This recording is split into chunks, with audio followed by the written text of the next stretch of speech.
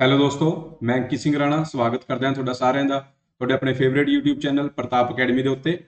ਤੇ ਅੱਜ ਆਪਾਂ ਆਪਣੀ 13ਵੀਂ ਕਲਾਸ ਕਰਾਂਗੇ ਬਈ। ਮਾਡਰਨ ਹਿਸਟਰੀ ਆਫ ਇੰਡੀਆ ਦੇ 1000 MCQ ਆਪਾਂ ਡਿਸਕਸ ਕਰ ਰਹੇ ਹਾਂ। ਡੇਲੀ ਸ਼ਾਮ 7:30 ਵਜੇ ਕਲਾਸ ਹੁੰਦੀ ਹੈ ਤੇ ਇਹ ਜਿਹੜੇ 1000 MCQ ਹੈਗੇ ਆ ਤੁਹਾਨੂੰ ਪੰਜਾਬ ਦੇ ਆਉਣ ਵਾਲੇ ਐਗਜ਼ਾਮ ਜਿਵੇਂ ਫਾਇਰਮੈਨ ਹੋ ਗਿਆ ਜਾਂ ਮਾਸਟਰ ਕੈਡਰ ਬਹੁਤ ਇੰਪੋਰਟੈਂਟ ਹੈ। ਮਾਸਟਰ ਕੈਡਰ ਦੇ ਵਿੱਚ ਬਹੁਤ ਹੈਲਪ ਕਰਨਗੇ ਤੁਹਾਨੂੰ ਬਈ। ਚੰਡੀਗੜ੍ਹ ਪੁਲਿਸ ਦੇ ਐਗਜ਼ਾਮ ਆਣੇ ਆ ਉਹਦੇ ਵਿੱਚ ਹੈਲਪ ਕਰਨਗੇ। ਵੀਡੀਓ ਜਾਂ Punjab police sub inspector already ਚਲੇ ਹੋਏ ਆ, ਇਹਦੇ 'ਚ ਹੈਲਪ ਕਰਨਗੇ। ਠੀਕ ਹੈ, 12 ਕਲਾਸਾਂ ਹੋ ਚੁੱਕੀਆਂ, 300 ਕੁਐਸਚਨ ਆਪਾਂ ਆਲਰੇਡੀ ਡਿਸਕਸ ਕਰ ਚੁੱਕੇ ਹਾਂ ਤੇ ਅੱਜ ਵਾਰੀ ਹੈ 301ਵੇਂ ਪ੍ਰਸ਼ਨ ਦੀ। ਠੀਕ ਹੈ, ਕਰੀਏ ਫਿਰ ਸਟਾਰਟ।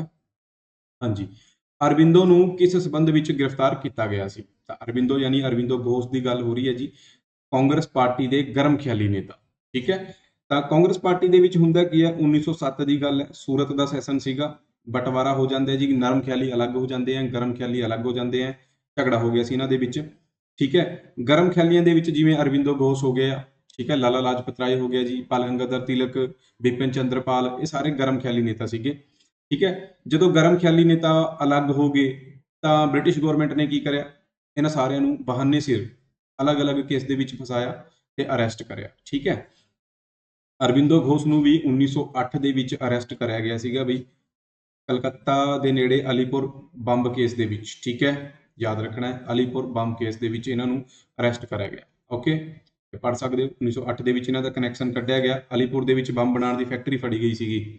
ਠੀਕ ਹੈ, ਕੁਝ ਕ੍ਰਾਂਤੀਕਾਰੀ ਸੀਗੇ ਜਿੱਥੇ ਬੰਬ ਬਣਾਉਂਦੇ ਸੀ ਤਾਂ ਉਹਨਾਂ ਨੂੰ ਰੰਗੇ ਹੱਥ ਫੜਿਆ ਸੀਗਾ ਤੇ ਉਹਦਾ ਦੋਸ਼ ਕਿਹਦੇ ਤੇ ਆਇਆ? ਅਰਬਿੰਦੋ ਘੋਸ਼ ਤੇ ਆਇਆ। ਠੀਕ ਹੈ, ਤਾਂ ਅਰਬਿੰਦੋ ਘੋਸ਼ ਨੂੰ ਫੜਿਆ ਗਿਆ, ਜੇਲ੍ਹ ਵੀ ਹੋਈ ਹੈ ਬਟ ਇਹ ਜਲਦੀ ਹੀ ਰਿਹਾ ਹੋ ਗਏ ਸੀਗੇ। ਠੀਕ ਹੈ, ਉਸ ਤੋਂ ਬਾਅਦ ਇਹਨਾਂ ਨੇ ਪੋਲਿਟਿਕਸ ਨੂੰ ਛੱਡ ਦਿੱਤਾ ਤੇ ਇਹ ਚਲੇ ਗਏ ਪੌਂਡੀਚੇਰੀ। ਠੀਕ ਹੈ, ਕਿੱਥੇ ਚਲੇ ਗਏ? ਪੌਂਡੀਚੇਰੀ ਚਲੇ ਗਏ। ਉੱਥੇ ਇਹਨਾਂ ਨੇ ਆਪਣਾ ਆਸ਼ਰਮ ਵੀ ਬਣਾਇਆ ਜੀ, ਔਰੋਵਿਲੇ ਉਸ ਆਸ਼ਰਮ ਸੀਗਾ, ਇਹ ਪੁੱਛਿਆ ਜਾਂਦਾ, ਇੰਪੋਰਟੈਂਟ ਹੈ। ਠੀਕ ਹੈ, ਤੇ ਇੱਕ ਕਾਂਗਰਸ ਦੇ ਨਰਮ ਖਿਆਲੀ ਨੇਤਾ ਸੀਗੇ ਜਿਨ੍ਹਾਂ ਨੇ ਇਹਨਾਂ ਦੀ ਪੈਰਵੀ ਕਰੀ ਸੀਗੀ ਅਰਬਿੰਦੋ ਘੋਸ਼ ਦੀ, ਤਾਂ ਉਹਨਾਂ ਦਾ ਨਾਮ ਵੀ ਪੁੱਛਿਆ ਜਾਂਦਾ ਹੈ ਤੇ ਇਹ ਮੈਨੂੰ ਤੁਸੀਂ ਦੱਸੋਗੇ ਕਮੈਂਟ ਕਰਕੇ ਕਿ ਉਸ ਕਾਂਗਰਸ ਦੇ ਨੇਤਾ ਦਾ ਕੀ ਨਾਂ ਸੀਗਾ ਜਿਨ੍ਹਾਂ ਨੇ ਅਰਬਿੰਦੋ ਘੋਸ਼ ਦਾ ਕੇਸ ਲੜਿਆ ਸੀਗਾ ਤੇ ਇਹਨਾਂ ਨੂੰ ਰਿਹਾ ਕਰਾਇਆ ਸੀਗਾ। ਅਰਬਿੰਦੋ ਘੋਸ਼ ਦੀ ਬੁੱਕਸ ਬਹੁਤ ਜ਼ਿਆਦਾ ਫੇਮਸ ਹੈ, ਪੁੱਛੀ ਜਾਂਦੀ ਹੈ ਜੀ, ਇਹ ਤਿੰਨੇ ਬੁੱਕ ਯਾਦ ਕਰ ਲਿਓ, ਸੁਪਰ ਇੰਪੋਰਟੈਂਟ ਹੈ ਭਾਈ। ਠੀਕ ਹੈ, ਚਲੋ ਫਿਰ ਅੱਗੇ ਚੱਲਦੇ ਹਾਂ ਨੈਕਸਟ ਕੁਐਸਚਨ ਤੇ। ਰਾਸ਼ਟਰੀ ਗੀਤ ਨੂੰ ਪਹਿਲੀ ਵਾਰ ਸਾਲ 1911 ਵਿੱਚ ਇੰਡੀਅਨ ਨੈਸ਼ਨਲ ਕਾਂਗਰਸ ਦੇ ਸਾਲਾਨਾ ਸੈਸ਼ਨ ਵਿੱਚ ਗਾਇਆ ਗਿਆ ਸੀਗਾ ਜੀ। ਰਾਸ਼ਟਰੀ ਗੀਤ ਆਪਣੇ ਜਨ ਗਣ ਮਨ ਦੀ ਗੱਲ ਹੋ ਰਹੀ ਹੈ, ਇਸ ਨੂੰ ਪਹਿਲੀ ਵਾਰ 1911 ਚ ਗਾਇਆ ਗਿਆ ਕਾਂਗਰਸ ਦੇ ਕਲਕੱਤਾ ਸੈਸ਼ਨ ਦੇ ਵਿੱਚ। ਠੀਕ ਹੈ, ਤੇ ਵੰਦੇ ਮਾਤਰਮ ਨੂੰ ਤੁਹਾਨੂੰ ਪਤਾ 1896 ਦੇ ਵਿੱਚ ਗਾਇਆ ਗਿਆ ਸੀਗਾ, ਉਹ ਵੀ ਕਲਕੱਤਾ ਦਾ ਸੈਸ਼ਨ ਸੀਗਾ। ਠੀਕ ਹੈ, ਤੁਹਾਡੇ ਵਾਸਤੇ ਕੁਐਸਚਨ ਇਹ ਹੈ, ਇਸ ਕਲਕੱਤਾ ਸੈਸ਼ਨ ਦਾ ਪ੍ਰਧਾਨ ਕੌਣ ਸੀ? ਬਹੁਤ ਵਾਰ ਪੁੱਛਿਆ ਜਾਂਦਾ ਹੈ ਤੇ ਮੈਂ ਪਹਿਲਾਂ ਵੀ ਤੁਹਾਨੂੰ ਦੱਸ ਚੁੱਕਿਆ ਹਾਂ। ਥਿਓਰੀ ਵਾਈਜ਼ ਵੀ ਮੈਂ ਤੁਹਾਨੂੰ ਜੀਕੇ ਕਰਾਈ ਹੈ, ਮਾਡਰਨ ਹਿਸਟਰੀ ਕਰਾਈ ਹੈ, ਉੱਥੇ ਵੀ ਤੁਹਾਨੂੰ ਦੱਸਿਆ ਸੀਗਾ। ਹੁਣ ਤੁਸੀਂ ਦੱਸੋਗੇ ਕਮੈਂਟ ਕਰਕੇ ਭਾਈ। ਚਲੋ ਫਿਰ ਅੱਗੇ ਆ ਜਾਓ। ਸੁਭਾਸ਼ ਚੰਦਰ ਬੋਸ ਨੇ ਇੰਡੀਅਨ ਨੈਸ਼ਨਲ ਕਾਂਗਰਸ ਤੋਂ ਬਾਹਰ ਆਉਣ ਤੋਂ ਬਾਅਦ ਕਿਹੜੀ ਪਾਰਟੀ ਦੀ ਸਥਾਪਨਾ ਕੀਤੀ ਸੀ? ਤਾਂ ਇਹ ਬਿਲਕੁਲ ਬੇਸਿਕ ਸੌਖਾ ਜਿਹਾ ਕੁਐਸਚਨ ਹੈ ਬਟ ਆਪਾਂ ਇੱਥੇ ਪੜਾਂਗੇ ਸੁਭਾਸ਼ ਚੰਦਰ ਬੋਸ ਜੀ ਬਾਰੇ। ਠੀਕ ਹੈ, ਸੁਭਾਸ਼ ਚੰਦਰ ਬੋਸ ਜੀ ਨੇ ਫਾਰਵਰਡ ਬਲੌਕ ਪਾਰਟੀ ਬਣਾਈ ਸੀ ਜਦੋਂ ਉਹਨੇ ਕਾਂਗਰਸ ਤੋਂ ਅਸਤੀਫਾ ਦਿਆ। ਠੀਕ ਹੈ, ਤਾਂ ਸੁਭਾਸ਼ ਚੰਦਰ ਬੋਸ ਬਾਰੇ ਆਪਾਂ ਕੁਝ ਪੁਆਇੰਟ ਦੇਖਦੇ ਹਾਂ। ਸੁਭਾਸ਼ ਚੰਦਰ ਬੋਸ ਜੀ ਦਾ ਜਨਮ ਦਿਨ ਬਹੁਤ ਇੰਪੋਰਟੈਂਟ ਹੈ, ਜਨਮ ਤਰੀਕ 23 ਜਨਵਰੀ ਪੁੱਛੀ ਜਾਂਦੀ ਹੈ ਬਈ। ਇਸ ਦਿਨ ਇੱਕ ਡੇ ਵੀ ਮਨਾਇਆ ਜਾਂਦਾ, ਕੋਈ ਦੱਸੇਗਾ ਇਸ ਦਿਨ ਕਿਹੜਾ ਡੇ ਮਨਾਇਆ ਜਾਂਦਾ ਹੈ 23 ਜਨਵਰੀ ਨੂੰ? ਜਨਮ ਸਥਾਨ ਬਹੁਤ ਇੰਪੋਰਟੈਂਟ ਹੈ, ਕਟਕ। ਕਟਕ ਐਟ ਪ੍ਰੈਜ਼ੈਂਟ ਹੈਗਾ ਉੜੀਸਾ ਦੇ ਵਿੱਚ।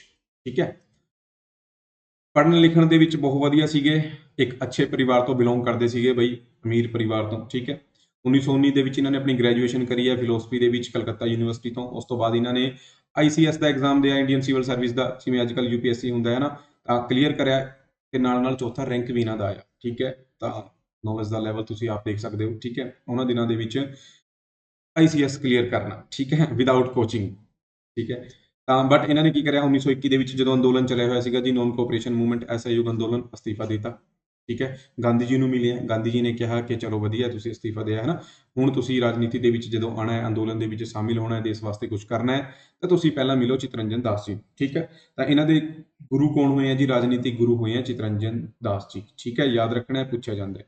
ਠੀਕ ਹੈ, ਹੌਲੀ ਹੌਲੀ ਫਿਰ ਕਾਂਗਰਸ ਦੇ ਵਿੱਚ ਇਹਨਾਂ ਨੇ ਕੰਮ ਕਰਿਆ, ਦੇਸ਼ ਦੀ ਆਜ਼ਾਦੀ ਦੇ ਲਈ ਕੰਮ ਕਰਿਆ। ਠੀਕ ਹੈ, 1928 ਦੇ ਵਿੱਚ ਇਹਨਾਂ ਨੇ ਆਲ ਇੰਡੀਆ ਇੰਡੀਪੈਂਡੈਂਸ ਲੀਗ ਵੀ ਬਣਾਈ ਹੈ ਜਵਾਹਰ ਲਾਲ ਨਹਿਰੂ ਦੇ ਨਾਲ ਮਿਲ ਕੇ। ਠੀਕ ਹੈ, 1929 ਦੇ ਵਿੱਚ ਇਹਨਾਂ ਨੂੰ all India trade union congress ਦਾ ਪ੍ਰਧਾਨ ਚੁਣਿਆ ਗਿਆ। ਬਹੁਤ ਇੰਪੋਰਟੈਂਟ ਹੈ, ਡਾਇਰੈਕਟ ਪੁੱਛਿਆ ਜਾਂਦਾ ਹੈ। ਆਲ ਇੰਡੀਆ ਟ੍ਰੇਡ ਯੂਨੀਅਨ ਦਾ ਪ੍ਰਧਾਨ ਸੁਭਾਸ਼ ਚੰਦਰ ਬੋਸ ਜੀ ਕਦੋਂ ਬਣੇ ਆ? 1929 ਚ ਬਣੇ ਆ। ਇਹ ਜਿਹੜੀ ਆਲ ਇੰਡੀਆ ਟ੍ਰੇਡ ਯੂਨੀਅਨ ਕਾਂਗਰਸ ਸੀਗੀ ਇਹ 1920 ਚ ਬਣੀ ਸੀਗੀ ਬਈ। ਠੀਕ ਹੈ, ਇੱਥੇ ਲਿਖਿਆ ਹੋਇਆ ਤੇ ਇਹਦਾ ਪਹਿਲੇ ਪ੍ਰਧਾਨ ਸੀਗੇ ਲਾਲਾ ਲਾਜਪਤ ਰਾਏ, ਜਿਹੜਾ ਬਹੁਤ ਵਾਰ ਪੁੱਛਿਆ ਜਾਂਦਾ ਹੈ ਕਿ ਆਲ ਇੰਡੀਆ ਟ੍ਰੇਡ ਯੂਨੀਅਨ ਕਾਂਗਰਸ ਦੇ ਪਹਿਲੇ ਪ੍ਰਧਾਨ ਕੌਣ ਸੀ? ਲਾਲਾ ਲਾਜਪਤ ਰਾਏ ਸੀਗੇ। ਅੱਜ ਕੱਲ ਵੀ ਹੈਗੀ ਆ ਆਲ India trade union Congress. Even India ਦੀ ਸਭ ਤੋਂ ਪੁਰਾਣੀ ਟ੍ਰੇਡ ਯੂਨੀਅਨ ਜੇ ਪੁੱਛਦੇ ਆ ਤਾਂ ਇਹੀ ਹੈਗੀ ਆ ਆਲ ਇੰਡੀਆ ਟ੍ਰੇਡ ਯੂਨੀਅਨ ਕਾਂਗਰਸ। ਪਰ ਹੁਣ ਇਹ ਕਾਂਗਰਸ ਦੇ ਅਧੀਨ ਨਹੀਂ ਹੈਗੀ, ਹੁਣ ਇਹ ਕਮਿਊਨਿਸਟ ਪਾਰਟੀ ਆਫ ਇੰਡੀਆ ਦੇ ਅਧੀਨ ਹੈ, ਸੀਪੀਆਈ ਦੇ ਅਧੀਨ ਹੈ। ਠੀਕ ਹੈ, ਚਲੋ ਜੀ ਫਿਰ ਠੀਕ ਹੈ। ਹੌਲੀ ਹੌਲੀ ਹੋਰ ਤਰੱਕੀ ਇਹਨਾਂ ਦੀ ਹੋਈ ਹੈ ਤਾਂ ਬਹੁਤ ਫੇਮਸ ਹੋਏ ਆ, ਤੇ 1938 ਦੇ ਵਿੱਚ ਇਹਨਾਂ ਨੂੰ ਕਾਂਗਰਸ ਦਾ ਪ੍ਰਧਾਨ ਚੁਣਿਆ ਗਿਆ। ਠੀਕ ਹੈ, ਪਹਿਲੀ ਵਾਰ ਸੁਭਾਸ਼ ਚੰਦਰ ਬੋਸ ਜੀ ਕਾਂਗਰਸ ਦੇ ਪ੍ਰਧਾਨ ਕਦੋਂ ਬਣੇ ਆ? 1938 ਦੇ ਵਿੱਚ ਬਣੇ ਆ। ਇਹ ਸੈਸ਼ਨ ਕਦੋਂ ਕਿੱਥੇ ਹੋਇਆ ਸੀਗਾ? ਗੁਜਰਾਤ ਦੇ ਹਰੀਪੁਰਾ ਦੇ ਵਿੱਚ। ਕਿੱਥੇ ਹੋਇਆ? ਗੁਜਰਾਤ ਦੇ ਹਰੀਪੁਰਾ ਦੇ ਵਿੱਚ ਇਹ ਸੈਸ਼ਨ ਹੋਇਆ ਸੀਗਾ। ਠੀਕ ਹੈ, ਇੱਥੇ ਯੋਜਨਾ ਕਮਿਸ਼ਨ ਦਾ ਵਿਚਾਰ ਪੇਸ਼ ਕਰਿਆ ਗਿਆ। ਬਾਕੀ ਇਹਨਾਂ ਦੇ ਜਿਹੜੇ ਵਿਚਾਰ ਸੀਗੇ ਥੋੜੇ ਅਗਰੈਸਿਵ ਸੀਗੇ, ਗੁੱਸੇ ਵਾਲੇ ਸੀਗੇ, ਤੇ ਇਸੇ ਦੌਰਾਨ ਵਰਲਡ ਵਾਰ ਦੇ ਵੀ ਹਾਲਾਤ ਬਣੇ ਹੋਏ ਸੀ, ਤਾਂ ਇਹਨਾਂ ਦੀ ਜਿਹੜੀ ਸਪੀਚਾਂ ਸੀਗੀ ਉਹ ਅੰਗਰੇਜ਼ਾਂ ਦੇ ਖਿਲਾਫ ਸੀ। ਇਹਨੂੰ ਦੇਖ ਕੇ ਗਾਂਧੀ ਜੀ ਤੇ ਹੋਰ ਨਹਿਰੂ ਵਗੈਰਾ ਹੋਰ ਜੋ ਵੀ ਕਾਂਗਰਸ ਦੇ ਥੋੜੇ ਨਰਮ ਖਿਆਲੀ ਜਿਹੇ ਨੇਤਾ ਸੀਗੇ ਹਨਾ, ਜਿਹੜੇ ਨਹੀਂ ਅੰਗਰੇਜ਼ਾਂ ਨਾਲ ਦੁਸ਼ਮਣੀ ਮੋਲ ਲੈਣਾ ਚਾਹੁੰਦੇ ਸੀ ਇੱਕ ਤਰ੍ਹਾਂ ਨਾਲ, ਠੀਕ ਹੈ, ਡਾਇਰੈਕਟ ਸਿੱਧੀ, ਤਾਂ ਉਹ ਪਿੱਛੇ ਜੇ ਹਟ ਜਾਂਦੇ ਆ। ਠੀਕ ਹੈ, ਤਾਂ ਇਹਨਾਂ ਨੂੰ ਸਪੋਰਟ ਮਿਲਣੀ ਥੋੜੀ ਜਿਹੀ ਘੱਟ ਹੋ ਜਾਂਦੀ ਹੈ ਕਾਂਗਰਸ ਦੇ ਵਿੱਚ, ਬਟ ਫਿਰ ਵੀ ਇਹ 1939 ਦਾ ਇਲੈਕਸ਼ਨ ਲੜਦੇ ਆ ਕਾਂਗਰਸ ਦਾ, ਤ੍ਰਿਪੁਰੀ ਸੈਸ਼ਨ ਦਾ ਪ੍ਰਧਾਨ ਦਾ। ਤ੍ਰਿਪੁਰੀ ਮੱਧ ਪ੍ਰਦੇਸ਼ ਦੇ ਵਿੱਚ ਹੈਗਾ ਬਈ, ਜਿੱਤ ਵੀ ਜਾਂਦੇ ਆ। ਤੇ ਗਾਂਧੀ ਜੀ ਦਾ ਉਮੀਦਵਾਰ ਸੀਗਾ ਪਤਾਬੀ ਸੀਤਾਰਮਈਆ। ਠੀਕ ਹੈ, ਪਤਾਬੀ ਸੀਤਾਰਮਈਆ ਉਹਨੂੰ ਹਰਾ ਦਿੰਦੇ ਆ, ਤੇ ਗਾਂਧੀ ਜੀ ਕਹਿੰਦੇ ਆ ਵੀ ਇਹ ਪਤਾਬੀ ਸੀਤਾਰਮਈਆ ਦੀ ਹਾਰ ਇੱਕ ਤਰ੍ਹਾਂ ਨਾਲ ਗਾਂਧੀ ਦੀ ਹਾਰ ਹੈ। ਠੀਕ ਹੈ, ਹੌਲੀ ਹੌਲੀ ਕਾਂਗਰਸ ਦੀ ਜਿਹੜੀ ਵਰਕਿੰਗ ਕਮੇਟੀ ਹੁੰਦੀ ਹੈ ਸੁਭਾਸ਼ ਚੰਦਰ ਬੋਸ ਜੀ ਦੇ ਨਾਲ ਮਿਲ ਕੇ ਕੰਮ ਕਰਨ ਨਾ ਬੰਦ ਕਰ ਦਿੰਦੀ ਹੈ ਹਨਾ, ਤੇ ਗਾਂਧੀ ਵੱਲ ਚਲੇ ਜਾਂਦੇ ਆ ਸਾਰੇ ਦੇ ਸਾਰੇ। ਤਾਂ ਗਾਂਧੀ ਜੀ ਵੱਲ ਜਾਣ ਕਰਕੇ ਸੁਭਾਸ਼ ਚੰਦਰ ਬੋਸ ਨੇ ਵੀ ਕਾਂਗਰਸ ਤੋਂ ਅਸਤੀਫਾ ਦਿਆ। ਠੀਕ ਹੈ, ਤੇ ਆਪਣੀ ਇੱਕ ਨਵੀਂ ਪਾਰਟੀ ਬਣਾਈ ਹੈ ਜੀ। ਇਹ ਤੁਹਾਡਾ ਕੁਐਸਚਨ ਸੀਗਾ, ਕਾਂਗਰਸ ਤੋਂ ਅਸਤੀਫਾ ਦੇਣ ਤੋਂ ਬਾਅਦ ਫਾਰਵਰਡ ਬਲਾਕ ਦੀ ਸਥਾਪਨਾ ਕਰੀਏ। ਜਦੋਂ ਸੁਭਾਸ਼ ਚੰਦਰ ਬੋਸ ਜੀ ਨੇ ਕਾਂਗਰਸ ਤੋਂ ਅਸਤੀਫਾ ਦਿਆ ਤਾਂ ਪ੍ਰਧਾਨ ਦਾ ਪਦ ਸੰਭਾਲਿਆ ਫਿਰ ਬਈ ਡਾਕਟਰ ਰਾਜਿੰਦਰ ਪ੍ਰਸਾਦ। ਇਹ ਵੀ ਪੁੱਛਿਆ ਜਾਂਦਾ ਹੈ, ਯਾਦ ਰੱਖ ਲਿਓ, ਹਾਲਾਂਕਿ ਆਪਾਂ ਕਰ ਚੁੱਕੇ ਹਾਂ ਵੈਸੇ ਇਹ ਕੁਐਸਚਨ। ਰਾਜਿੰਦਰ ਪ੍ਰਸਾਦ ਜੀ ਨੇ। ਠੀਕ ਹੈ, ਤਾਂ 1939 ਦੇ ਵਿੱਚ ਇਹਨਾਂ ਨੇ ਬਣਾਇਆ। 1939 ਦੇ ਵਿੱਚ ਹੀ ਵਰਲਡ ਵਾਰ ਸੈਕੰਡ ਵੀ ਚੱਲ ਗਈ ਬਈ।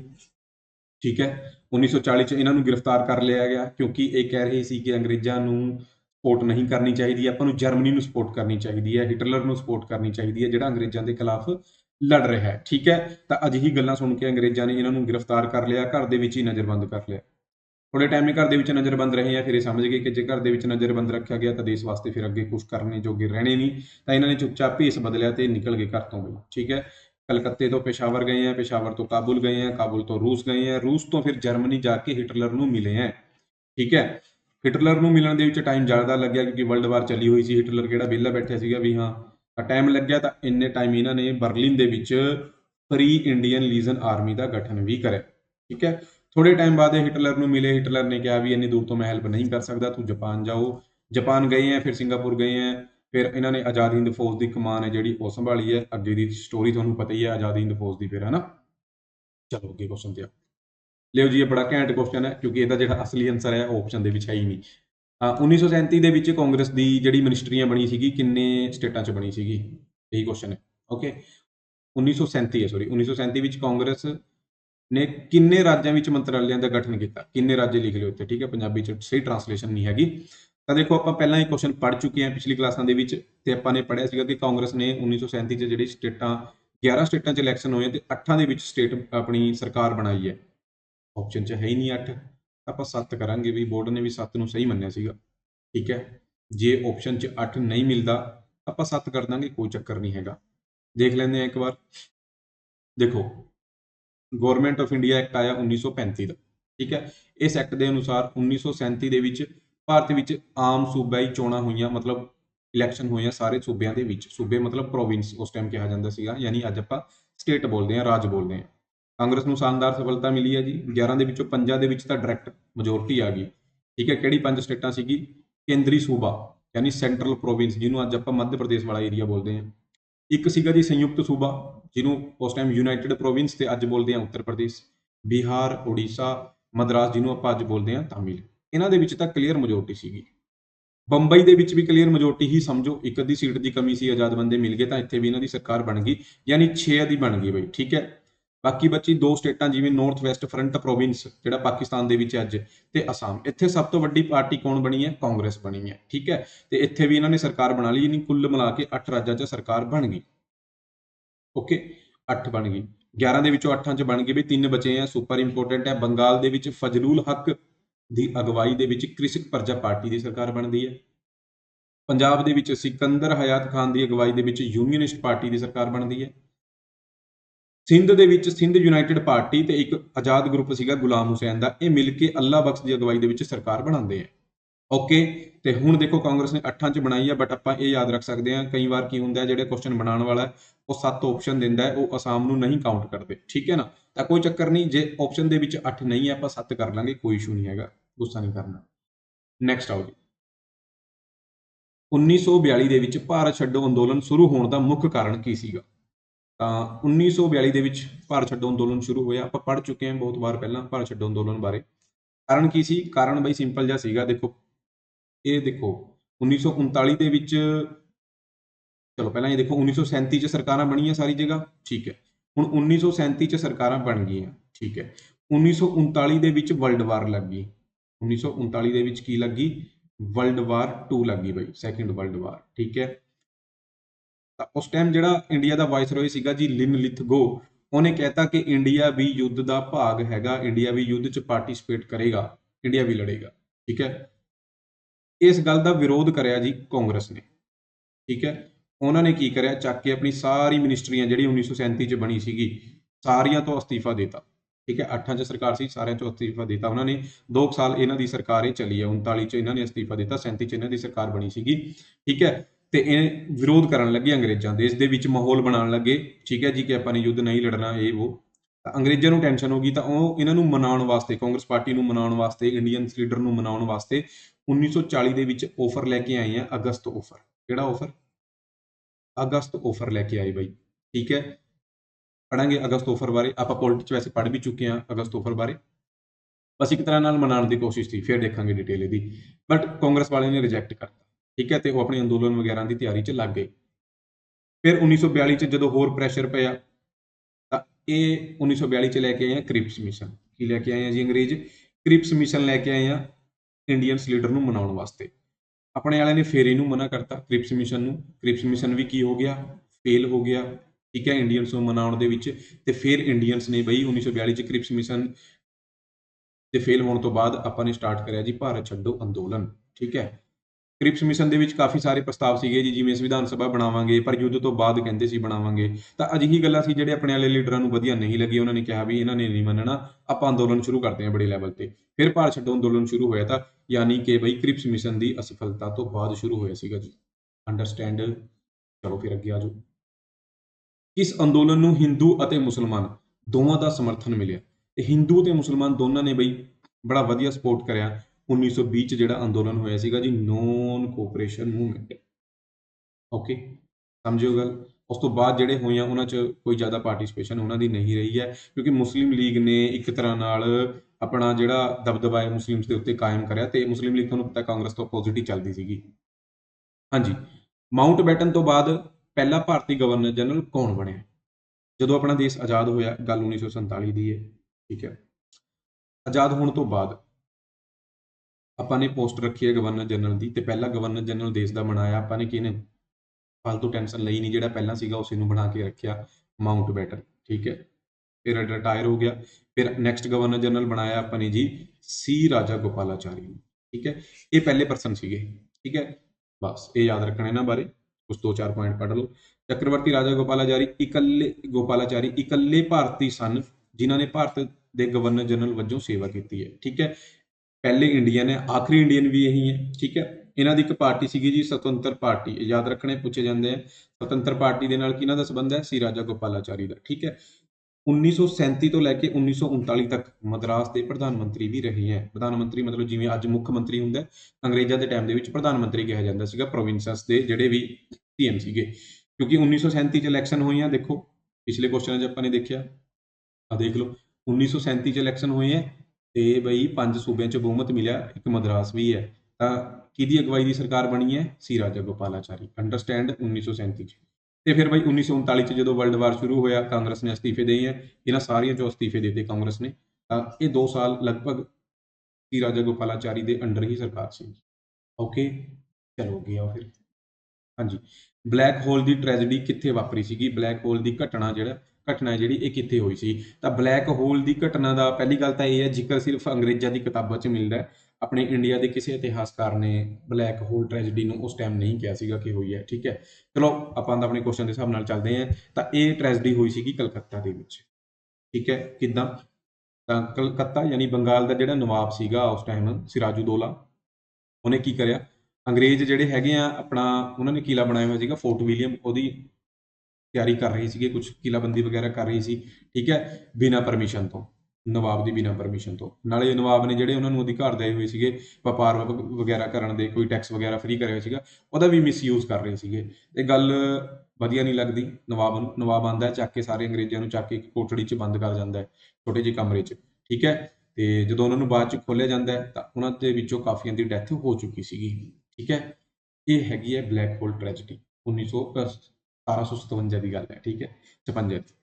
ਚਲੋ ਦੇਖੋ, ਬੰਗਾਲ ਦਾ ਨਵਾਬ ਸਿਰਾਜੂਦੌਲਾ, ਦੇਖੋ ਕਿਹਾ ਜਾਂਦਾ ਹੈ ਕਿ ਬੰਗਾਲ ਦਾ ਨਵਾਬ ਸਿਰਾਜੂਦੌਲਾ ਅੰਗਰੇਜ਼ਾਂ ਤੋਂ ਨਾਰਾਜ਼ ਸੀ ਕਿਉਂਕਿ ਉਹਨਾਂ ਨੇ ਕਲਕੱਤਾ ਵਿੱਚ ਫੋਰਟ ਵਿਲੀਅਮ ਦੀ ਉਸਾਰੀ ਉਸ ਦੀ ਆਗਿਆ ਤੋਂ ਬਿਨਾਂ ਸ਼ੁਰੂ ਕੀਤੀ ਤੇ ਵਪਾਰਕ ਪੱਖਾਂ ਦੀ ਵੀ ਦੁਰਵਰਤੋਂ ਕਰ ਰਹੇ ਸੀਗੇ। ਫਿਰ ਨਵਾਬ ਸਿਰਾਜੂਦੌਲਾ ਨੇ 20 ਜੂਨ, ਤਰੀਕ ਯਾਦ ਰੱਖ ਲਿਓ, ਪੁੱਛਿਆ ਜਾਂਦਾ ਹੈ, 20 ਜੂਨ 1756 ਨੂੰ ਕਲਕੱਤੇ ਤੇ ਕਬਜ਼ਾ ਕਰ ਲਿਆ। ਕਲਕੱਤੇ ਦਾ ਨਾਮ ਬਦਲ ਕੇ ਅਲੀਨਗਰ ਵੀ ਰੱਖਤਾ ਸੀਗਾ, ਠੀਕ ਹੈ। 146 ਅੰਗਰੇਜ਼ ਅਫਸਰਾਂ ਨੂੰ ਕੈਦੀ ਬਣਾ ਲਿਆ ਬਈ, ਤੇ ਛੋਟੇ ਜਿਹੇ ਕਮਰੇ 'ਚ ਬੰਦ ਕਰਤਾ। ਕਈਆਂ ਦਾ ਦਮ ਘੁੱਟਣ ਕਰਕੇ ਮੌਤ ਹੋ ਗਈ। ਇਸ ਨੂੰ ਬਲੈਕ ਹੋਲ ਟ੍ਰੈਜਡੀ ਤਰਾਸਦੀ ਕਿਹਾ ਜਾਂਦਾ ਹੈ। ਇਹ ਕਹਾਣੀ J.H. ਹੋਲਵੈਲ ਦੁਆਰਾ ਦੱਸੀ ਗਈ ਹੈ। ਕਿਹਦੇ ਦੁਆਰਾ? ਵੀ J.H. ਹੋਲਵੈਲ, ਯਾਦ ਰੱਖਣਾ ਬਸ। ਇਸ ਤੋਂ ਇਲਾਵਾ ਹੋਰ ਉਸ ਟਾਈਮ ਦੇ ਜਿਹੜੇ ਮੁਸਲਿਮ ਇਤਿਹਾਸਕਾਰ ਸੀਗੇ, ਕਿਸੇ ਨੇ ਇਸ ਨੂੰ ਨਹੀਂ ਦੱਸਿਆ, ਠੀਕ ਹੈ। ਹੁਣ ਇਹ ਹੋਈ ਹੈ ਜਾਂ ਨਹੀਂ ਹੋਈ, ਇਹ ਬਾਅਦ ਦੀ ਗੱਲ ਹੈ। ਆਪਣੇ ਕੁਐਸਚਨ ਦੇ ਹਿਸਾਬ ਨਾਲ ਆਪਾਂ ਇਹ ਯਾਦ ਰੱਖ ਸਕਦੇ ਹਾਂ। ਹਾਂਜੀ, ਕਿਸ ਬ੍ਰਿਟਿਸ਼ ਪ੍ਰਧਾਨ ਮੰਤਰੀ ਦੇ ਸਮੇਂ ਭਾਰਤ ਨੂੰ ਆਜ਼ਾਦੀ ਮਿਲੀ ਸੀਗੀ? ਤਾਂ ਜਦੋਂ ਭਾਰਤ ਆਜ਼ਾਦ ਹੋਇਆ ਬਈ 1947 ਦੇ ਵਿੱਚ, ਉਸ ਟਾਈਮ ਬ੍ਰਿਟੇਨ ਦਾ ਪ੍ਰਧਾਨ ਮੰਤਰੀ ਕੌਣ ਸੀਗਾ? ਤਾਂ ਉਸ ਟਾਈਮ ਬ੍ਰਿਟੇਨ ਦਾ ਪ੍ਰਧਾਨ ਮੰਤਰੀ ਸੀਗਾ ਜੀ ਕੈਲੀਮੈਂਟ ਐਟਲੀ। ਕੌਣ ਸੀਗਾ? ਕੈਲੀਮੈਂਟ ਐਟਲੀ, ਓਕੇ। 20 ਫਰਵਰੀ 1947 ਨੂੰ ਉਹਨੇ ਘੋਸ਼ਣਾ ਕਰੀ ਹੈ ਕਿ 30 ਜੂਨ 1948 ਤੱਕ ਭਾਰਤ ਨੂੰ ਪੂਰਨ ਸਵੈ ਸ਼ਾਸਨ ਪ੍ਰਦਾਨ ਕਰ ਦੇਣਗੇ, ਮਤਲਬ ਪੂਰੀ ਤਰ੍ਹਾਂ ਆਜ਼ਾਦ ਕਰ ਦੇਣਗੇ, ਠੀਕ ਹੈ। ਬਟ ਇਹ ਅਨਾਉਂਸਮੈਂਟ ਹੁੰਦੇ ਹੀ 20 ਫਰਵਰੀ ਨੂੰ ਅਨਾਉਂਸਮੈਂਟ ਹੋਈ ਹੈ ਕਿ 30 ਜੂਨ 1948 ਨੂੰ ਆਪਾਂ ਆਜ਼ਾਦ ਕਰ ਦਾਂਗੇ। ਇਹ ਅਨਾਉਂਸਮੈਂਟ ਹੁੰਦੇ ਹੀ ਇੰਡੀਆ 'ਚ ਦੰਗੇ ਸ਼ੁਰੂ ਹੋ ਜਾਂਦੇ। ਮੁਸਲਿਮ ਲੀਗ ਬਹੁਤ ਜ਼ਿਆਦਾ ਦੰਗੇ ਕਰਦੀ ਹੈ ਬਟਵਾਰੇ ਨੂੰ ਲੈ ਕੇ, ਤਾਂ ਫਿਰ ਜਲਦੀ ਆਜ਼ਾਦ ਕਰਨਾ ਪੈ ਜਾਂਦਾ ਹੈ। 4 ਜੁਲਾਈ 1947 ਨੂੰ ਬ੍ਰਿਟੇਨ ਦੀ ਸੰਸਦ ਦੇ ਵਿੱਚ ਬਿੱਲ ਆਉਂਦਾ ਹੈ ਕਿ ਇੰਡੀਆ ਨੂੰ ਆਜ਼ਾਦ ਕਰਨਾ ਹੈ। 18 ਜੁਲਾਈ ਨੂੰ ਉਹ ਬਿੱਲ ਪਾਸ ਹੁੰਦਾ ਹੈ ਤੇ 15 ਅਗਸਤ ਨੂੰ ਉਹ ਬਿੱਲ ਲਾਗੂ ਹੁੰਦਾ ਹੈ, ਓਕੇ। ਤਿੰਨੇ ਤਰੀਕਾਂ, ਵੈਸੇ ਤਾਂ 5 ਤਰੀਕਾਂ ਇੱਥੇ ਹੈਗੀਆਂ ਲਿਖੀ ਹੋਈ, ਪੰਜੇ ਯਾਦ ਰੱਖਣੀ ਹੈ ਭਾਈ, ਪੁੱਛੀ ਜਾਂਦੀ ਹੈ। ਹਾਂਜੀ, 1857 ਦੇ ਵਿਦਰੋਹ ਵਿੱਚ ਅੰਗਰੇਜ਼ਾਂ ਵਿਰੁੱਧ ਲੜਨ ਵਾਲੇ 3 ਕੌਣ ਹਨ? ਇਹ 4 ਨਾਮ ਹੈਗੇ ਆ, 3 ਕੌਣ ਹੈਗੇ ਆ ਜੀ? ਹੇਠ ਲਿਖਿਆਂ ਵਿੱਚੋਂ ਕਿਹੜੇ 3 ਹੈਗੇ ਆ? ਤਾਂ ਕੁੰਵਰ ਸਿੰਘ ਲੜੇ ਆ ਜੀ, ਹਾਂ ਬਿਲਕੁਲ ਲੜੇ ਆ। ਇਹ ਕਿੱਥੋਂ ਲੜੇ ਆ? ਆਰਾ, ਆਰਾ ਇਦਾਂ ਹੋਊਗਾ, ਆਰਾ ਬਿਹਾਰ ਦੇ ਵਿੱਚ ਹੈ, ਆਰਾ ਜਾਂ ਜਗਦੀਸ਼ਪੁਰ, ਠੀਕ ਹੈ। ਤਾਂਤੀਆ ਟੋਪੇ ਬਿਲਕੁਲ ਲੜੇ ਆ। ਨਾਨਾ ਸਾਹਿਬ ਵੀ ਇਕੱਠੇ ਲੜੇ ਆ ਬਲਕਿ ਕਾਨਪੁਰ ਤੋਂ, ਠੀਕ ਹੈ। ਤਾਂ ਇਹ 3 ਲੜੇ ਆ ਬਈ। ਪਟਿਆਲੇ ਵਾਲਾ ਮਹਾਰਾਜਾ ਤਾਂ ਗੇਲ ਹੀ ਸੀਗਾ, ਅੰਗਰੇਜ਼ਾਂ ਦੇ ਨਾਲ ਹੀ ਸੀਗਾ। 1 2 3 A B C, right answer ਇਹ ਹੈਗਾ ਜੀ, ਠੀਕ ਹੈ। ਤੇ ਵਿੱਚ ਪਵਾਦੀ ਵਰਡ ਆ ਜਾਂਦੇ ਆ ਬਈ, ਠੀਕ ਹੈ। ਗੇਲ ਦਾ ਮਤਲਬ ਹੁੰਦਾ ਹੈ ਨਾਲ, ਨੇੜੇ, ਠੀਕ ਹੈ। ਚਲੋ, ਕਿਸ ਦੇ ਅਪਮਾਨ ਦਾ ਵਿਰੋਧ ਕਰਨ ਲਈ ਖਿਲਾਫਤ ਲਹਿਰ ਚਲਾਈ ਗਈ ਸੀਗੀ? ਤਾਂ ਖਿਲਾਫਤ ਲਹਿਰ ਚੱਲੀ ਹੈ ਇੰਡੀਆ ਦੇ ਵਿੱਚ, ਗੱਲ ਹੈਗੀ ਹੈ 1919 1920 ਦੇ ਦੌਰ ਦੀ, ਠੀਕ ਹੈ। ਖਿਲਾਫਤ ਲਹਿਰ ਕਿਉਂ ਚੱਲੀ ਹੈ? ਕਿਉਂਕਿ ਵਰਲਡ ਵਾਰ ਇਸ ਟਾਈਮ ਖਤਮ ਹੋ ਚੁੱਕਿਆ ਸੀਗਾ ਤੇ ਵਰਲਡ ਵਾਰ 1 ਦੀ ਮੈਂ ਗੱਲ ਕਰ ਰਿਹਾ, ਠੀਕ ਹੈ। ਵਰਲਡ ਵਾਰ 1 ਤੋਂ ਬਾਅਦ ਅੰਗਰੇਜ਼ਾਂ ਨੇ ਤੁਰਕੀ ਦਾ ਜਿਹੜਾ ਖਲੀਫਾ ਸੀਗਾ ਉਹਦੇ ਨਾਲ ਮਾੜਾ ਜਿਹੜਾ ਵਰਤਾਵ ਹੈ ਉਹ ਕਰਿਆ। ਉਹਦੇ ਤੋਂ ਨਾਰਾਜ਼ ਹੋ ਕੇ ਆਪਣੇ ਇੰਡੀਆ ਦੇ ਮੁਸਲਮਾਨ ਜਿਹੜੇ ਹੈਗੇ ਆ ਉਹ ਖਿਲਾਫਤ ਲਹਿਰ ਚਲਾਉਂਦੇ ਆ, ਖਿਲਾਫ ਹੁੰਦੇ ਆ ਅੰਗਰੇਜ਼ਾਂ ਦੇ, ਠੀਕ ਹੈ। ਆ ਦੇਖ ਸਕਦੇ ਹੋ ਤੁਸੀਂ। ਮੁਹੰਮਦ ਅਲੀ ਤੇ ਸ਼ੌਕਤ ਅਲੀ ਦੀ ਅਗਵਾਈ ਵਿੱਚ ਬ੍ਰਿਟਿਸ਼ ਭਾਰਤ ਦੇ ਮੁਸਲਮਾਨਾਂ ਦੁਆਰਾ ਖਿਲਾਫਤ ਲਹਿਰ ਦੀ ਸ਼ੁਰੂਆਤ ਕੀਤੀ ਗਈ, ਠੀਕ ਹੈ। ਯਾਦ ਰੱਖਣਾ ਹੈ ਖਿਲਾਫਤ ਲਹਿਰ ਕਿਹਨੇ ਸ਼ੁਰੂ ਕਰੀ ਹੈ? ਮੁਹੰਮਦ ਅਲੀ ਤੇ ਸ਼ੌਕਤ ਅਲੀ, ਠੀਕ ਹੈ। ਖਿਲਾਫਤ ਲਹਿਰ ਸੈਵਰੇਜ ਦੀ ਸੰਧੀ ਦੁਆਰਾ, ਇਹ ਯੂਰਪ ਦੇ ਵਿੱਚ ਹੈ ਜਗ੍ਹਾ ਸੈਵਰੇਜ, ਉੱਥੇ ਸੰਧੀ ਹੋਈ ਸੀਗੀ ਕਿ ਪਹਿਲੇ ਵਿਸ਼ਵ ਯੁੱਧ ਤੋਂ ਬਾਅਦ ਖਲੀਫਾ ਤੇ ਆਟੋਮਨ ਸਾਮਰਾਜ ਦੇ ਉੱਤੇ ਕਾਫੀ ਸਾਰੀ ਪਾਬੰਦੀਆਂ ਲਗਾਈ ਗਈ ਸੀ ਜਿਨ੍ਹਾਂ ਦਾ ਵਿਰੋਧ ਕਰਿਆ ਗਿਆ ਖਿਲਾਫਤ ਲਹਿਰ ਦੇ ਵਿੱਚ, ਠੀਕ ਹੈ। ਤੁਰਕੀ ਦਾ ਜਿਹੜਾ ਸੁਲਤਾਨ ਸੀਗਾ ਉਹਨੂੰ ਭਾਰਤੀ ਮੁਸਲਮਾਨ ਆਪਣਾ ਅਧਿਆਤਮਿਕ ਮੁਖੀ ਮੰਨਦੇ ਸੀਗੇ, ਮਤਲਬ ਇਸਲਾਮ ਦੇ ਵਿੱਚ ਸਭ ਤੋਂ ਉੱਪਰ ਮੰਨਦੇ ਸੀਗੇ ਉਸ ਨੂੰ, ਠੀਕ ਹੈ। ਤਾਂ ਇਸ ਕਰਕੇ ਇੰਡੀਆ ਦੇ ਵਿੱਚ ਖਿਲਾਫਤ ਲਹਿਰ ਸ਼ੁਰੂ ਹੋਈ ਹੈ। ਬਾਅਦ ਚ ਗਾਂਧੀ ਜੀ ਨੇ ਸਪੋਰਟ ਕਰਿਆ, ਹਿੰਦੂ ਮੁਸਲਿਮ ਯੂਨਿਟੀ ਕਰਕੇ ਕਾਂਗਰਸ ਨੇ ਵੀ ਸਪੋਰਟ ਕਰਿਆ, ਤੇ 1920 ਦੇ ਵਿੱਚ ਫਿਰ ਅਸਹਿਯੋਗ ਅੰਦੋਲਨ ਚੱਲਿਆ, ਜਿਹਦੇ ਚ ਹਿੰਦੂ ਤੇ ਮੁਸਲਿਮ ਦੋਨਾਂ ਦਾ ਬਰਾਬਰ ਯੋਗਦਾਨ ਰਿਹਾ, ਠੀਕ ਹੈ। ਵੱਧ ਚੜ ਕੇ ਹਿੱਸਾ ਲਿਆ ਇਹਨਾਂ ਨੇ। ਹਾਂਜੀ, ਇਹਨਾਂ ਵਿੱਚੋਂ ਕਿਸ ਨੇ ਆਲ ਇੰਡੀਆ ਮੁਸਲਿਮ ਲੀਗ ਦੀ ਸਥਾਪਨਾ ਕੀਤੀ ਹੈ? ਤਾਂ ਬਿਲਕੁਲ ਬੇਸਿਕ, ਸਭ ਤੋਂ ਸੌਖਾ ਕੁਐਸਚਨ ਅੱਜ ਦੀ ਵੀਡੀਓ ਦਾ। ਮੁਸਲਿਮ ਲੀਗ ਦੀ ਸਥਾਪਨਾ 1906 ਦੇ ਵਿੱਚ ਤੁਹਾਨੂੰ ਪਤਾ ਹੈ ਜੀ, ਢਾਕਾ ਦੇ ਨਵਾਬ, ਢਾਕਾ ਐਟ ਪ੍ਰੈਜ਼ੈਂਟ ਬੰਗਲਾਦੇਸ਼ ਦੀ ਰਾਜਧਾਨੀ ਹੈ, ਢਾਕਾ ਦੇ ਨਵਾਬ ਸਲੀਮੁੱਲਾ ਤੇ ਆਗਾ ਖਾਨ ਨੇ ਕਰੀ ਹੈ। ਹੁਣ ਆਪਸ਼ਨ ਦੇ ਵਿੱਚ ਸਲੀਮੁੱਲਾ ਤਾਂ ਹੈਗਾ ਨਹੀਂ, ਤਾਂ ਆਗਾ ਖਾਨ ਰਾਈਟ ਆਨਸਰ ਹੋ ਜਾਏਗਾ ਬਈ। ਚਲੋ ਨੈਕਸਟ। ਨੀਲ ਕਿਸਾਨਾਂ ਲਈ, ਯਾਨੀ ਨੀਲ ਦੀ ਖੇਤੀ ਜਿਹੜੇ ਕਰਦੇ ਆ ਕਿਸਾਨ, ਨੀਲ ਕਿਸਾਨਾਂ ਲਈ ਗਾਂਧੀ ਜੀ ਦਾ ਪਹਿਲਾ ਸੱਤਿਆਗ੍ਰਹਿ ਕਿੱਥੇ ਕੀਤਾ ਗਿਆ ਸੀਗਾ ਬਈ? ਸਭ ਤੋਂ ਸੌਖਾ ਕੁਐਸਚਨ ਅੱਜ ਦੀ ਵੀਡੀਓ ਦਾ। ਇਹ ਦੋ ਸੌਖੇ ਜਿਹੇ ਕੁਐਸਚਨ ਅੱਜ ਆ ਗਏ ਬਈ ਤੁਹਾਡੇ ਵਾਸਤੇ। ਚਲੋ ਖੁਸ਼ ਹੋ ਜਾਓ। ਚੰਪਾਰਣ, ਚੰਪਾਰਣ ਕਿੱਥੇ ਹੈ? ਬਿਹਾਰ। ਇੱਥੇ ਸਮੱਸਿਆ ਕਿਹੜੀ ਸੀਗੀ ਨੀਲ ਦੇ ਕਿਸਾਨਾਂ ਦੇ ਲਈ? 3 ਕਠੀਆ ਟੈਕਸ ਸਿਸਟਮ ਸੀਗਾ ਜੀ, 3 ਕਠੀਆ ਟੈਕਸ ਸਿਸਟਮ, ਇਹ ਯਾਦ ਰੱਖਣਾ ਹੈ। ਚਲੋ ਨੈਕਸਟ ਆਓ। ਗੋਆ ਵਿੱਚ ਸਤੀ ਪ੍ਰਥਾ ਨੂੰ ਖਤਮ ਕਰਨ ਵਾਲਾ ਪੁਰਤਗਾਲੀ ਗਵਰਨਰ ਕਿਹੜਾ ਸੀਗਾ? ਗੋਆ ਦੇ ਵਿੱਚ ਸਤੀ ਪ੍ਰਥਾ ਨੂੰ ਬੈਨ ਕਰਿਆ ਸੀਗਾ ਬਈ, ਇਹ ਗੱਲ 1515 ਦੀ ਹੈ, ਠੀਕ ਹੈ, ਐਲਬੀ ਕਰੂਕ ਨੇ, ਠੀਕ ਹੈ, ਇਹ ਯਾਦ ਰੱਖਣਾ ਹੈ ਜੀ, ਠੀਕ ਹੈ। ਸਤੀ ਪ੍ਰਥਾ ਤੇ ਪਹਿਲੀ ਵਾਰ ਗੋਆ ਵਿੱਚ 1515, ਸਾਨੂੰ ਵੀ ਪੁੱਛਣਾ ਜ਼ਰੂਰੀ ਹੈ, ਮਤਲਬ ਸਾਨੂੰ ਵੀ ਯਾਦ ਰੱਖਣਾ ਜ਼ਰੂਰੀ ਹੈ, ਪੁੱਛਿਆ ਜਾਂਦਾ ਹੈ। ਪੁਰਤਗਾਲੀ ਗਵਰਨਰ ਅਲਬਕਰਕੇ ਦੁਆਰਾ ਪਾਬੰਦੀ ਲਗਾਈ ਗਈ ਹੈ, ਠੀਕ ਹੈ। ਚਲੋ ਨੈਕਸਟ ਆਓ। ਗਾਂਧੀ ਦੁਆਰਾ ਜਮਾਤੀ ਸੰਘਰਸ਼ ਅਤੇ ਜਾਇਦਾਦ ਲਈ ਪਿਆਰ ਦੀ ਗੁੰਜਾਇਸ਼ ਨੂੰ ਘਟਾਇਆ ਜਾ ਸਕਦਾ ਹੈ, ਗਾਂਧੀ ਅਨੁਸਾਰ, ਹੈ ਨਾ। ਜਮਾਤੀ ਸੰਘਰਸ਼ ਮਤਲਬ ਜਿਹੜਾ ਕਲਾਸਾਂ ਦੇ ਵਿੱਚ ਸੰਘਰਸ਼ ਹੈ, ਕਲਾਸ ਮਤਲਬ ਜਿਵੇਂ ਸਮਾਜ ਦੇ ਵਿੱਚ ਅਲੱਗ-ਅਲੱਗ ਕਲਾਸ ਹੈਗੀ ਹੈ ਜੀ, ਹੈ ਨਾ, upper class, middle class, lower class, ਇੱਦਾਂ ਕਰਕੇ ਇੱਕ ਸੰਘਰਸ਼ ਇਹਨਾਂ ਦੇ ਵਿੱਚ ਜਿਹੜਾ ਹੈਗਾ, ਕਲਾਸ ਦੀ ਸਟਰਗਲ ਹੈ ਜਿਹੜੀ, ਉਸ ਨੂੰ ਵੀ ਘਟਾਇਆ ਜਾ ਸਕਦਾ ਹੈ। ਤੇ ਸੰਪत्ति ਦੇ ਪ੍ਰਤੀ, ਪ੍ਰਾਪਰਟੀ ਦੇ ਪ੍ਰਤੀ ਜਿਹੜਾ ਲਵ ਹੈਗਾ ਆ, ਹੈ ਨਾ, ਲਾਲਸਾ, ਉਹਨੂੰ ਵੀ ਘਟਾਇਆ ਜਾ ਸਕਦਾ ਹੈ। ਕਿੱਦਾਂ ਇਹ ਘਟਾਇਆ ਜਾ ਸਕਦਾ ਹੈ? ਟਰਸਟੀਸ਼ਿਪ ਥਿਉਰੀ ਇਹਨਾਂ ਨੇ ਦੇਈ ਸੀਗੀ। ਕਿੱਦਾਂ? ਟਰਸਟੀਸ਼ਿਪ ਆਪਾਂ ਪੜ੍ਹ ਚੁੱਕੇ ਹਾਂ ਪਿਛਲੀ ਕਲਾਸਾਂ ਦੇ ਵਿੱਚ। ਟਰਸਟੀਸ਼ਿਪ ਥਿਉਰੀ ਇਹਨਾਂ ਦੀ ਸੀਗੀ ਕਿ ਜਿਹੜੇ ਜ਼ਿਆਦਾ ਅਮੀਰ ਲੋਕ ਜਿਹੜੇ ਹੈਗੇ ਆ, ਉਹਨਾਂ ਨੂੰ ਟਰਸਟਾਂ ਦੇ ਵਿੱਚ ਸ਼ਾਮਿਲ ਕਰੋ, ਟਰਸਟਾਂ ਦੇ ਮੈਂਬਰ ਬਣਾਓ, ਤਾਂ ਕਿ ਉਹ ਟਰਸਟਾਂ ਨੂੰ ਫੰਡ ਦੀ ਕੋਈ ਕਮੀ ਨਾ ਹੋਵੇ, ਪੈਸੇ ਦੀ ਕਮੀ ਨਾ ਹੋਵੇ, ਤੇ ਜਨਤਾ ਦੀ ਭਲਾਈ ਵਾਸਤੇ ਉਹ ਯੂਜ਼ ਕਰਿਆ ਜਾ ਸਕੇ, ਠੀਕ ਹੈ, ਓਕੇ। ਹਾਂਜੀ, ਪਲਾਸੀ ਦੀ ਲੜਾਈ ਬਾਰੇ ਕੁਐਸਚਨ ਹੈ ਜੀ, ਪਲਾਸੀ ਦੀ ਲੜਾਈ, ਠੀਕ ਹੈ। ਤਾਂ ਪਲਾਸੀ ਦੀ ਲੜਾਈ ਜਿਹੜੀ ਹੋਈ ਹੈ, ਆਪਾਂ ਨੇ ਇਹ ਪਿੱਛੇ ਇੱਕ ਕੁਐਸਚਨ ਦੇਖਿਆ ਸੀਗਾ ਨਾ, ਬਲੈਕ ਹੋਲ ਟ੍ਰੈਜਡੀ 1756 ਚ ਹੋਈ ਹੈ, ਤਾਂ ਉਸ ਦਾ ਬਦਲਾ ਵੀ ਤਾਂ ਲੈਣਾ ਸੀਗਾ ਅੰਗਰੇਜ਼ਾਂ ਨੇ, ਠੀਕ ਹੈ। ਅੰਗਰੇਜ਼ਾਂ ਨੇ ਉਹ ਬਦਲਾ ਲਿਆ 1757 ਦੇ ਵਿੱਚ, ਪਲਾਸੀ ਦੀ ਲੜਾਈ, ਠੀਕ ਹੈ, 1757 ਦੇ ਵਿੱਚ ਹੋਈ ਸੀ। ਤਾਂ ਈਸਟ ਇੰਡੀਆ ਕੰਪਨੀ ਤੇ ਨਾਲ ਦੂਜਾ ਬੰਦਾ ਕੌਣ ਸੀਗਾ ਜੀ? ਸਿਰਾਜੂਦੋਲਾ, ਇਹਨੇ ਹੀ ਤਾਂ ਬਲੈਕ ਹੋਲ ਟ੍ਰੈਜਡੀ ਕਰੀ ਸੀਗੀ, ਤਾਂ ਇਹਦਾ ਹੀ ਬਦਲਾ ਲਿਆ ਅੰਗਰੇਜ਼ਾਂ ਨੇ। ਈਸਟ ਇੰਡੀਆ ਕੰਪਨੀ ਦੇ ਨਾਲ ਲੜਾਈ ਹੋਈ ਹੈ, ਸਿਰਾਜੂਦੋਲਾ ਤੇ ਈਸਟ ਇੰਡੀਆ ਕੰਪਨੀ ਦੀ, ਸਮਝਿਓ ਨਾ ਗੱਲ ਬਈ, ਓਕੇ। ਪਲਾਸੀ ਦੀ ਲੜਾਈ ਕਦੋਂ ਹੋਈ ਹੈ? 1757। ਇਹਦੇ ਵਿੱਚ ਸਿਰਾਜੂਦੋਲਾ ਹਾਰ ਜਾਂਦਾ ਹੈ, ਕਿਉਂਕਿ ਇਹਦਾ ਇੱਕ ਖਾਸ ਸੈਨਾਪਤੀ ਸੀਗਾ ਮੀਰ ਜ਼ਾਫਰ, ਧੋਖਾ ਦੇ ਜਾਂਦਾ ਹੈ, ਅੰਗਰੇਜ਼ਾਂ ਨਾਲ ਰਲ ਜਾਂਦਾ ਜਾ ਕੇ, ਫਿਰ ਮੀਰ ਜ਼ਾਫਰ ਨੂੰ ਨਵਾਬ ਬਣਾਇਆ ਜਾਂਦਾ ਹੈ ਸਿਰਾਜੂਦੋਲਾ ਤੋਂ ਬਾਅਦ, ਠੀਕ ਹੈ। ਇਹ ਪਲਾਸੀ ਦੀ ਲੜਾਈ ਹੈ। ਤਰੀਕ ਕੋਈ ਦੱਸੇਗਾ ਕਮੈਂਟ ਕਰਕੇ? ਇਹੀ ਹੈ, ਚੈੱਕ ਕਰ ਲਿਓ ਇੱਕ ਵਾਰ, ਠੀਕ ਹੈ। ਚਲੋ ਨੈਕਸਟ। 1856 ਵਿੱਚ ਜਦੋਂ ਡਲਹੌਜੀ ਨੇ ਅਵਧ ਤੇ ਕਬਜ਼ਾ ਕਰਿਆ, ਤਾਂ ਅਵਧ ਦਾ ਨਵਾਬ ਕੌਣ ਸੀਗਾ? ਡਲਹੌਜੀ ਨੇ ਤੁਹਾਨੂੰ ਪਤਾ ਹੀ ਹੈ ਬਈ, ਕਈ ਜਗ੍ਹਾ ਕਬਜ਼ੇ ਕਰੇ ਆ, ਈਵਨ ਪੰਜਾਬ ਦੇ ਉੱਤੇ ਵੀ 1849 ਦੇ ਵਿੱਚ ਜਦੋਂ ਕਬਜ਼ਾ ਹੋਇਆ ਤਾਂ ਡਲਹੌਜੀ ਨੇ ਹੀ ਕਰਿਆ, ਹੈ ਨਾ। 1856 ਦੇ ਵਿੱਚ ਜਦੋਂ ਅਵਧ ਤੇ ਕਬਜ਼ਾ ਹੋਇਆ, ਉੱਥੋਂ ਦਾ ਨਵਾਬ ਕੌਣ ਸੀਗਾ? ਉੱਥੋਂ ਦਾ ਨਵਾਬ ਸੀਗਾ ਜੀ ਵਾਜਿਦ ਅਲੀ ਸ਼ਾਹ। ਕੌਣ ਸੀਗਾ? ਵਾਜਿਦ ਅਲੀ ਸ਼ਾਹ, ਸੁਪਰ ਇੰਪੋਰਟੈਂਟ ਹੈ, ਠੀਕ ਹੈ। ਵਾਜਿਦ ਅਲੀ ਸ਼ਾਹ ਵਾਸ ਦਾ 11th and the last king of Awadh, ਠੀਕ ਹੈ, ਯਾਦ ਰੱਖਣਾ ਹੈ, ਬਸ ਇੰਨਾ ਹੀ ਬਹੁਤ ਹੈ। ਨੈਕਸਟ। ਨਿਮਨਲਿਖਿਤ ਵਾਇਸਰਾਇਆਂ ਵਿੱਚੋਂ ਕੌਣ ਅੰਡੇਮਾਨ ਵਿੱਚ ਆਪਣੀ ਫੇਰੀ ਦੌਰਾਨ ਇੱਕ ਸਾਜ਼ਿਸ਼ ਦਾ ਸ਼ਿਕਾਰ ਹੋਇਆ ਸੀਗਾ? ਤਾਂ ਕਿਹੜਾ ਵਾਇਸਰਾਏ ਸੀਗਾ ਜੀ ਇੰਡੀਆ ਦਾ, ਜਿਹੜਾ ਅੰਡੇਮਾਨ ਨਿਕੋਬਾਰ ਗਿਆ ਸੀਗਾ ਦੌਰੇ ਤੇ ਫੇਰੀ ਕਰਨ, ਉੱਥੇ ਇੱਕ ਸਾਜ਼ਿਸ਼ ਦਾ ਸ਼ਿਕਾਰ ਹੋ ਗਿਆ, ਉਹਨੂੰ ਚਾਕੂ ਮਾਰ ਦਿੱਤਾ ਗਿਆ ਸੀਗਾ ਜੀ, ਉਹਦੀ ਹੱਤਿਆ ਹੋ ਗਈ ਸੀ। ਉਹ ਕੌਣ ਸੀਗਾ ਜੀ? ਮਾਇਓ, ਠੀਕ ਹੈ ਜੀ, ਇਹ ਯਾਦ ਰੱਖਣਾ ਹੈ। 8 ਫਰਵਰੀ 1872 ਨੂੰ ਬ੍ਰਿਟਿਸ਼ ਵਾਇਸਰਾਏ ਪੋਰਟ ਬਲੇਅਰ ਦੀ ਸਰਕਾਰੀ ਫੇਰੀ, ਪੋਰਟ ਬਲੇਅਰ ਅੰਡੇਮਾਨ ਨਿਕੋਬਾਰ ਦੀ ਰਾਜਧਾਨੀ ਹੈ ਬਈ, ਠੀਕ ਹੈ। ਸਰਕਾਰੀ ਫੇਰੀ ਦੌਰਾਨ ਸ਼ੇਰ ਅਲੀ ਨੇ, ਕਿਹਾ ਜਾਂਦਾ ਹੈ ਕਿ ਇਹਨੇ ਮਾਰਿਆ ਸੀਗਾ ਜੀ ਚਾਕੂ, ਠੀਕ ਹੈ। ਬਾਅਦ ਚ ਇਹਨਾਂ ਨੂੰ ਫਿਰ ਉੱਥੇ ਫੜ ਵੀ ਲਿਆ ਜਾਂਦਾ ਹੈ, ਠੀਕ ਹੈ। ਪੋਰਟ ਬਲੇਅਰ ਦੇ ਵਿੱਚ 에ਅਰਪੋਰਟ ਹੈਗਾ ਜੀ, ਇੰਟਰਨੈਸ਼ਨਲ 에ਅਰਪੋਰਟ, ਨਾਮ ਕੀ ਹੈ? ਵੀਰ ਸਾਵਰਕਰ ਇੰਟਰਨੈਸ਼ਨਲ 에ਅਰਪੋਰਟ, ਵੀਰ ਸਾਵਰਕਰ ਇੰਟਰਨੈਸ਼ਨਲ 에ਅਰਪੋਰਟ, ਠੀਕ ਹੈ, ਓਕੇ। ਤੇ ਮਾਇਓ ਦੇ ਟਾਈਮ ਦੇ ਵਿੱਚ ਜਨਗਣਨਾ ਵੀ ਸ਼ੁਰੂ ਹੋਈ ਹੈ ਜੀ, ਓਕੇ। ਯਾਦ ਰੱਖਣਾ ਹੈ। ਰਾਜ ਝਾਂਸੀ ਨੂੰ ਭਾਰਤ ਵਿੱਚ ਬ੍ਰਿਟਿਸ਼ ਸਾਮਰਾਜ ਦਾ ਹਿੱਸਾ ਬਣਾਇਆ ਗਿਆ ਸੀਗਾ। ਠੀਕ ਹੈ ਜੀ, ਝਾਂਸੀ ਦੇ ਉੱਤੇ ਅੰਗਰੇਜ਼ਾਂ ਦਾ ਕਬਜ਼ਾ ਹੋ ਗਿਆ ਸੀਗਾ। ਕਿਸ ਤਰੀਕੇ ਦੇ ਨਾਲ ਕਬਜ਼ਾ ਹੋਇਆ? ਲੈਪਸ ਦੇ ਸਿਧਾਂਤ ਰਾਹੀਂ, ਸਹਾਇਕ ਗੱਠਜੋੜ ਦੀ ਨੀਤੀ ਰਾਹੀਂ, ਜਾਂ ਰਾਣੀ ਲక్ష్ਮੀ ਬਾਈ ਵਿਰੁੱਧ ਜੰਗ ਕਰਕੇ, ਜਾਂ ਉਪਰੋਕਤ ਵਿੱਚੋਂ ਕੋਈ ਵੀ ਨਹੀਂ।